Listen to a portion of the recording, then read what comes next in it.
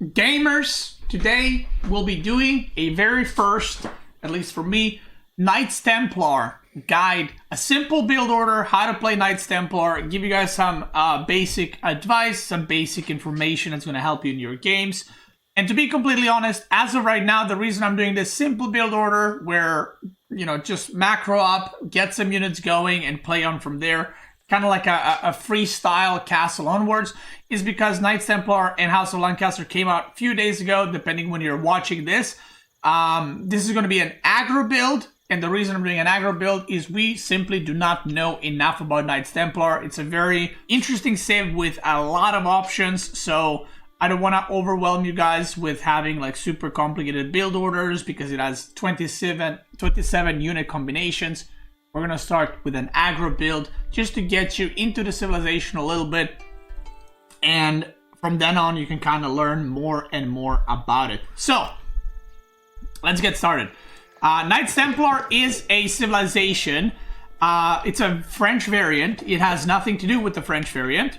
And the build that I'm going to show you here is actually a playstyle that French can do and does play. And that style is going to be Knight plus Archer with Pilgrims to back up your economy. So, I felt like this kind of early push is very good way to teach you guys on how to do early aggression with Knights Templar, to get used to the Pilgrims, to defending Pilgrims and stuff like that. And sometime along the line, I'm going to release another guide for Knights Templar, not Knights Pilgrim. The one that's a bit more complicated, maybe 2 town center build, maybe some kind of castle rush build. We don't know. We will see. But for now, we got this one. So, you're going to start 6 on food.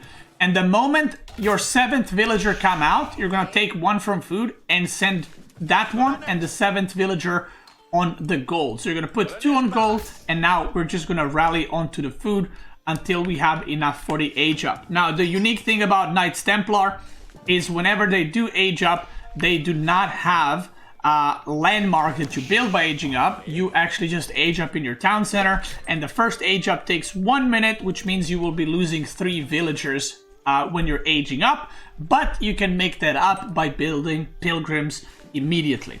So, you will have less villagers than your opponent, but this is why it's very important with Knights Templar to actually have Pilgrims and to defend them, because that is the extra 3 villagers you're missing, that is your economy. So you got to protect them, you got to make sure they're escorted to the sacred sites. If you look, the build is going to line up pretty nicely. And the moment you have 200 gold, we will pull away from the gold and we will put them on the wood. And you want to put 8 on food, 5 on wood, okay? So, let's do it. So as you can see, 202 gold. And now I'm going to age up. As you can see, the age up is queued up. And we're going to go Kingdom of France, which is going to give you military units are produced 15% faster and cost 5% less gold. And it will give you access to chandeliers, as I like to call them, which you will see in a moment. Again, the age up is 1 minute, so you cannot produce villagers during this.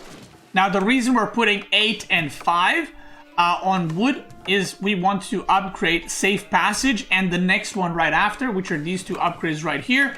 It basically allows you to start spawning Pilgrims. Now, one thing to note about Knights Templar is they do not have a lumber camp. So you can put your villagers anywhere. As you can see, I put 1 villager here, 1 villager there. You can put 1 here if you want, or on the woodline. They do not need to drop off wood, and they do not need to build lumber camps. Another thing is 20% of wood they gather, they get as additional food. So you have some extra food economy because of that. One thing that you should try to do, this is not super important, but if you have time and you want to optimize your gameplay a little bit, you should try to put them on different trees so that 1 villager is basically on start on a different tree, so that the villagers don't have to like walk around each other when they're chopping the trees down or whatever else. It's just a lot smoother, a lot easier for them to do this than if you right-clicked on one, because, you know, you lose some efficiency, right? Now, the moment we age up, we're not going to build a villager. We're immediately going to upgrade Safe Passage. And basically, Safe Passage takes another 10 seconds. Then we're going to queue 2 villagers, and we're gonna keep gathering like this. We're not gonna touch anything, okay? We're just gonna keep gathering. Safe passage finishes, and the first pilgrim is out. Now, one thing to note is the way that sacred sites and pilgrims work. I'm gonna give you guys an explanation quickly. The maximum number of gold you can get from a pilgrim is 130 without any bonuses or upgrades, which you can get later on.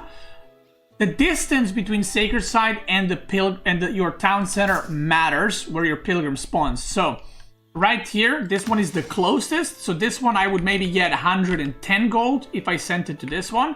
You send the pilgrims there by clicking on your town center and clicking pilgrim destination. So I clicked on the right side, and this one, I didn't know how much gold it's going to give me, and then I saw it's 121 gold all the way to this one, which means that the last one, which is the one furthest away, will be giving me 130 gold. So I think in a second I'm going to change it to there. Pilgrims spawn every minute, so it doesn't matter if the sacred site is giving 130 gold here or here or here. You will have exact same gold per minute because they spawn every single minute. It doesn't matter if you have 1, 2, or 10 pilgrims, okay? So you're gonna build 2 villagers after you complete the upgrade, and you're basically just going to rally them like this until you get Sanctuary. Now, this is very important, and this is something I don't think I even mentioned in my stream yet.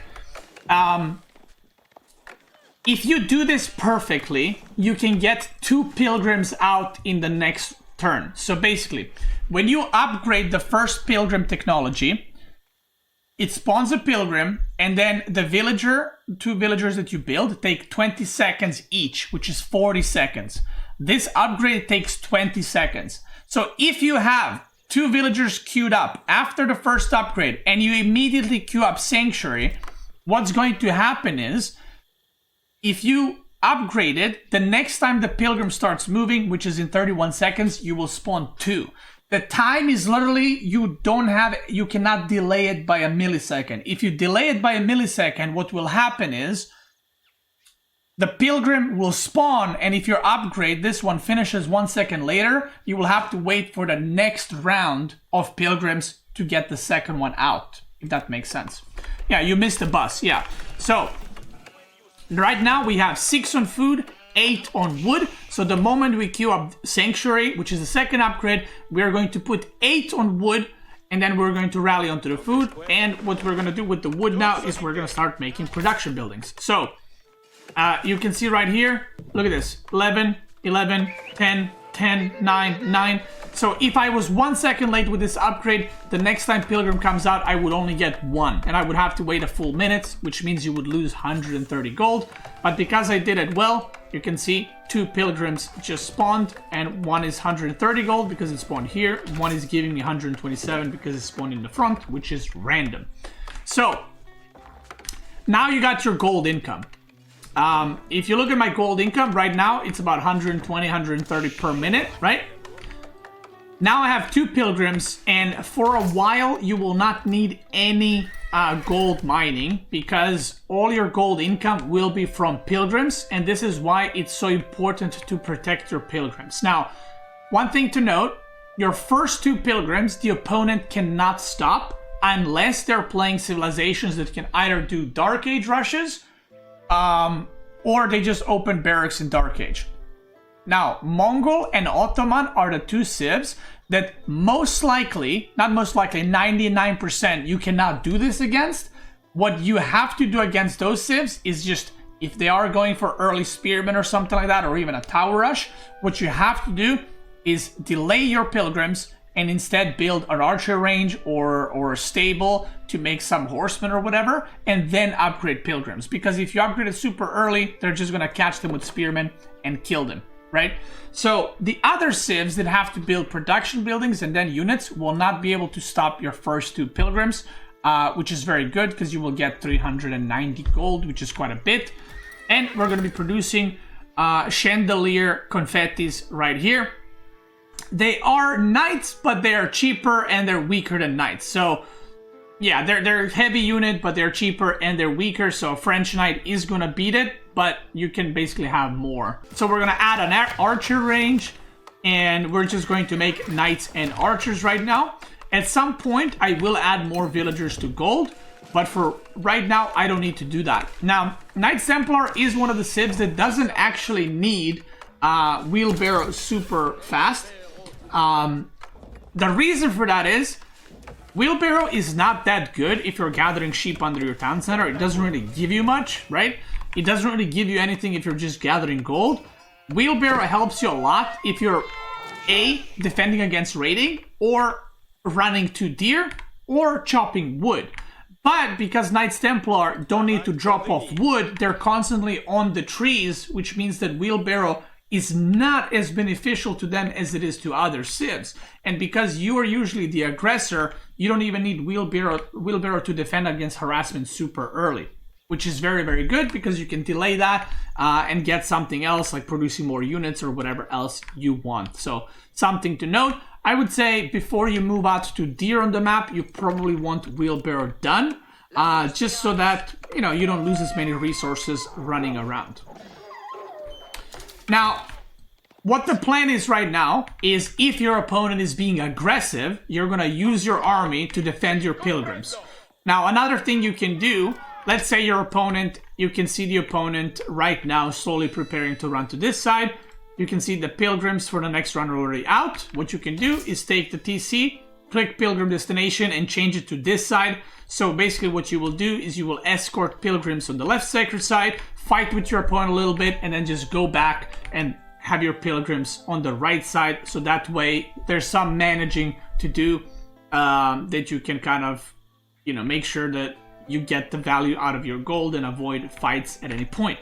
Another interesting thing about pilgrims is you cannot micro them. I didn't mention this, but you cannot move them. You cannot micro them. You can just change their destination in order to, you know, maybe save them or just relocate them to the other side of the map. If pilgrims get attacked, they will get movement speed. So that's one thing to note. They get about 0.2, I think, movement speed increase. So you can, if a scout hits them, they will say, oh my god, help me or something like that, and I'm going to speed up for a little bit.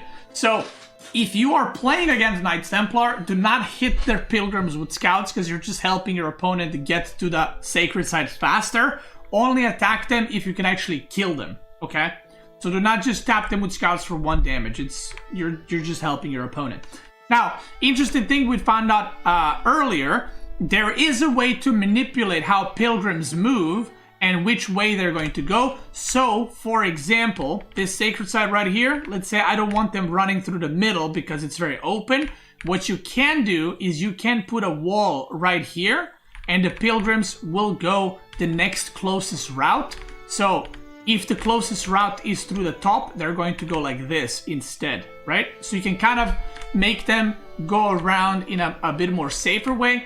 If you build a wall and the pilgrims still go, they go like this, all you need to do is build a tiny wall and make this path along this side a bit longer than the path that's on the top side, and the pilgrims will relocate and go to the top side. So that's something we found out literally an hour ago.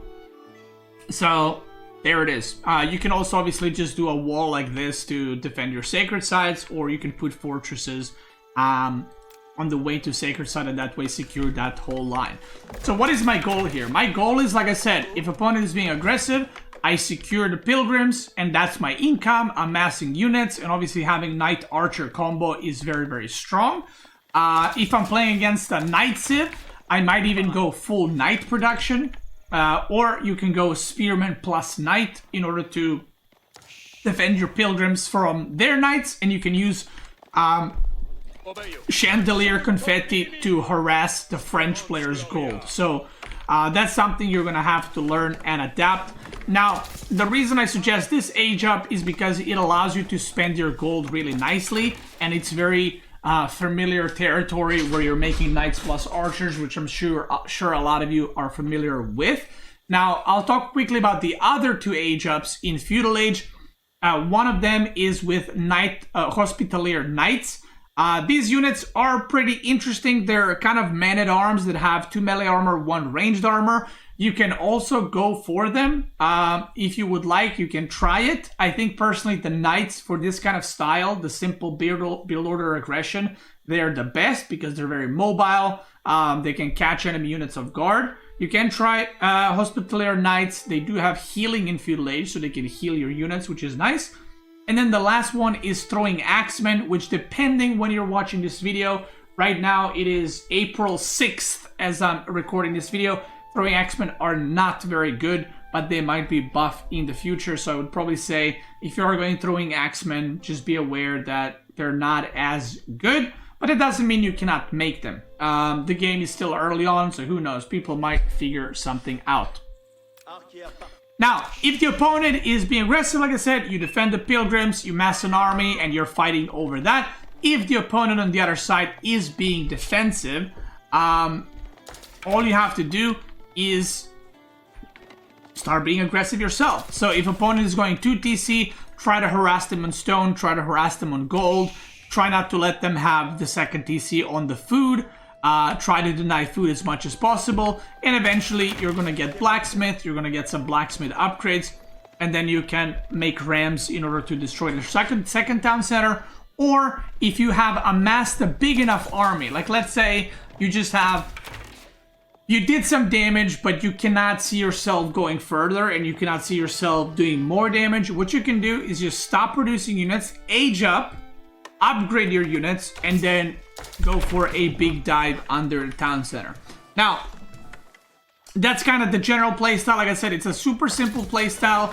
Knights Templar, I think, is once we figure out this civilization is going to be like a 2-star civ to play. So not too hard, not too easy. Right now it is extremely complicated because every time you age up, you have choices between 3 different units.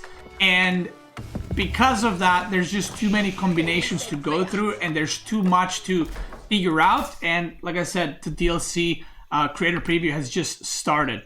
Now, another thing that I wanted to talk about is, sorry, let me get this one. I don't know, right here. So another thing that I wanted to talk about is the age ups for castle. So you might be wondering which ones are the best if you're already going for this style. The best unit in Castle Age Up for Knights Templar is definitely Angevin Empire. You get spearmen that have 4/4 armor. They're heavy spearmen, so they're basically man-at-arm with spearmen-like attack. So they're very good. They cost 70 food and 30 gold, I think. So they're very cheap, and they're just all-around good unit, no matter what you're playing against. The bonus you get is actually not that good, obviously immediately, because you don't have fortresses. But later on, that bonus becomes quite nice. And I think in Imperial, your buildings have 10,500 HP. Your fortresses have 10,500 HP, which is a lot. Republic of Genoa is the heavy crossbowmen. I don't know what they're called. Or Genoese crossbowmen. They're crossbowmen that actually do quite a bit of damage, base damage. And they do bonus damage against melee infantry, I think. The problem with them is they're very slow. A lot of these unique units from Knights Templar are very slow. They have slow movement speed but high damage. So that's something to have in mind. But their bonus, which is Pilgrims generate 30% gold, is very good. So sometimes if you want to go for strategies like Mass Knights or something, going for this, just for the Pilgrims generate more gold is very, very good, even if you don't choose to make crossbows. So if you age up with a certain thing, it doesn't mean that you have to make those unique units as well. You can sometimes go for the bonuses, or if you have full map control and you want to go for the Sacred Site, you can go for units near Sacred Site, gain 20% damage and regenerate health. And you get the Horseman Javelin Throwers with this age up. So if you're playing against English or House of Lancaster and they have a lot of longbows or just in general a lot of ranged units, you can go for Kingdom of Castile and get Horseman Javelin Throwers in order to deal with them. So there's no real wrong choice, I would say, in Castle age ups. It just depends on the situation and what's going on, which kind of makes this civ like a 2-star civ and not a 1-star, because there is some decision making to be made. And some units, you know, will figure it out in time that are just going to be better than others, right? And some are going to be situational. So, yeah. Now, a question that I see in the Twitch chat, when do you build fortresses? Now, I have tried to build fortresses in Feudal Age. Fortresses cost 300 gold, 600 stone, which is very, very expensive. So if you decide to build fortresses in Feudal Age, unless it's an extended feudal, like we're 15 or 20 minutes into a game, building them right now is just too expensive. So the problem is, if you build a fortress right now, let's say on the sacred side, and then you build another one here, that is 1,800 resources. If the opponent makes army for those 1,800 resources, they can just attack you straight into your main base and you will not have enough to defend. So have that in mind. I think personally that building fortresses is a lot better in kind of mid-castle age, because at that point you can put like 20 villagers on stone and just mow down these stones really quickly and just build fortresses and secure parts of the map. Another thing that I forgot to mention, you can have a maximum of 10 pilgrims, not currently on the map, but you can spawn 10 pilgrims at the same time. The first 2 pilgrims you get from the upgrade. The 3rd, 4th, and so on until 10th pilgrim, you get 1 for each fortress that you have. So if you have 5 fortresses plus the upgrade, you will have 7 pilgrims total. So the more fortresses you will have more and more gold income, and you kind of want to use fortresses to protect your pilgrim route. So if I had fortresses, I would probably put 1 here, I would put maybe 1 here, 1 here, and then you can put 1 here to protect your food. Maybe take another sacred site just in case if this one gets broken, you can just redirect and you have another fortress there. So you can kind of do a lot of stuff with it, but like I said, they're very, very expensive, so you don't want to do them too early. Now there's another thing you could do, is if you're doing this build and you did some damage but you don't know how to end the game, or you're struggling or whatever else, what you can do is gather some, like let's say it's 5-6 minutes from now, you have 16-17 minutes into the game. What you can do is you can gather 600 stone and you can just do a fortress drop on your opponent. So let's say I'm playing against opponent and he is in this spawn location. I'm pushing, I kill the second TC, but I can't quite break him. What I can do is just drop a fortress like right here, and that way deny both of the wood lines, and then I can age up and make trebs behind it or stuff like that. So Knights Templar benefit quite a bit around fighting around fortresses, because you get 15% range for your ranged units attacks, and there's an upgrade that also makes that aura give you +1/+1 armor. So you kind of want to fight around sacred sites, fight around fortresses. That is kind of your bread and butter. So you can see I have +1 attack already. I'm getting +1 ranged armor. And right now I am slowly going to go to deer. And as you can see, I waited for my wheelbarrow to complete. So what I'm going to do right now, just to be safe, I'm going to make a mill. And I'm also going to make a tower at each deer spawn. So if you get harassed by your opponent, you don't have to worry. You can just garrison and that way not lose any of the villagers. So you can secure your deer and food on the map that way. So right now what I'm kind of showing is how to transition out of this. So what I did is I pulled all the villagers from the wood line and I sent them to food in order to age up quicker. If you go back in the video a little bit, I forgot to mention, at some point I rallied 5 villagers onto the gold because I needed to get upgrades and a bunch of other stuff. So I just put extra villagers on gold in order to be able to do that.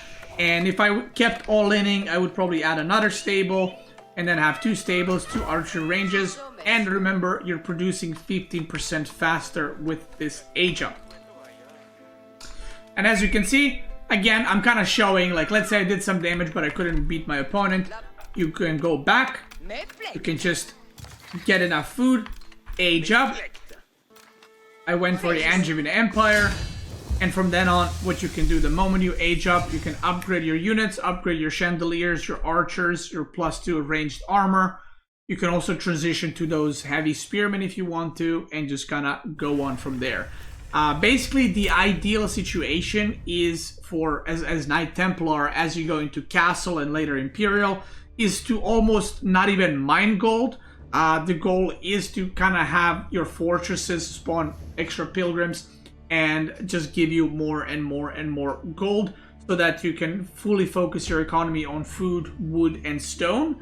But obviously there's times where your pilgrims will get killed. If they get killed, it is what it is. You can also just adjust your eco by putting some workers on the gold just to make sure to back it up. But like I said, think of it like Delhi having to capture sacred sites for gold, right? Like Delhi, that's Delhi's bonus. They capture sacred site for gold. Knights Templar need to have control of at least one sacred site at a time to have that gold trickle. The difference is, unlike Delhi that can just get gold from, you know, having relics usually or just mining gold, they have free upgrades. Knights Templar, because you lose villagers whenever you age up, that's your eco bonus. That's making the game more equal, and that's your eco bonus to have pilgrims go for the goals. It's very, very important to make them. And that's it. If you want to try Knights Templar, I would suggest doing this build. It is very simple, very straightforward, and I would suggest to do it until you get more comfortable with the civilization, because it is new, it is different from the ones we have right now. You know, play on from here, try Castle Age, try Imperial Age, and once you feel like, okay, I understand, and once you've tried every single age up, which I urge you to do as well, you don't have to always go for the Chandelier Knights. You can also go for the other two age ups and just see how they work and try them out. And once you feel comfortable and pretty good with all the units, which I feel like is going to take a while, you can try different strategies like 2TC, castle rushes, which is what I'm going to do as well. For watching this on YouTube, thank you guys so much for watching. I hope you enjoyed it. House of Lancaster guide will be coming as well. And that's it. Check me out on Twitch. I'm probably live right now. And this build order is probably going to be good for a very, very long time, even though it's released just after the DLC release, because it's pretty straightforward. So it should be good. If you're watching this months later, it's probably still viable and still good as a starter build. But like I said, there will be more guides. Thank you for watching. Twitch gamers, let's keep going.